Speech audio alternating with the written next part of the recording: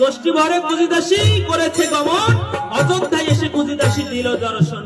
আসিয়া ডেকে বলে তাই, ও দিদি হ্যাঁ দিদি, বাড়িতে আছিস কি? এই তো বাড়িতে আছি। তুই কি শুনতে পেয়েছিস সকলে আনন্দ করছে? ওই না তো, তুই শুনতে পাসনি? না। ও দিদি, কালে নিশি প্রভাত হলে রাজা দশরথ নাকি জ্যেষ্ঠ পুত্র রামকে দেবে রাজত্বর সিংহাসন। তাই তাই সকলে আনন্দ করছে। তাই আমার রামচন্দ্র রাজা হবে? হ্যাঁ হ্যাঁ, এত বড় আনন্দের বড় কথা দাসী। আনন্দের কথা একটিবার ভেবে বলছিস? হ্যাঁ, আমার রামচন্দ্র রাজা হবে, এত বড় আনন্দের কথা। বড় আনন্দের কথা একটিবার ভেবে বলছিস? ওই রাম যদি রাজা হয়, রামের মা কৌশল্যা হবে রাজমাতা।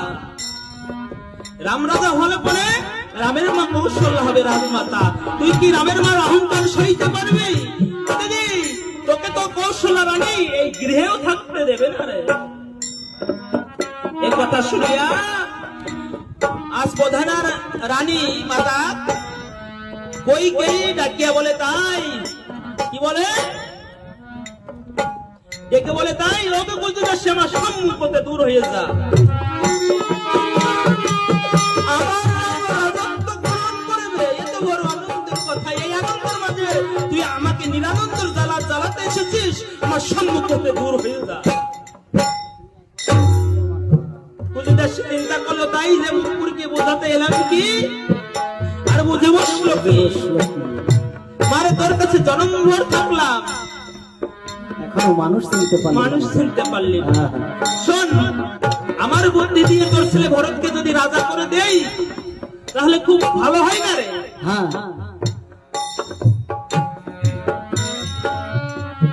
এ কথা শুনিয়া পুনরায় আজ কইকেয়ী মাতা কুজিদাসীকে বলছে তাই আমার সম্মুখ হতে দূর হয়ে যা।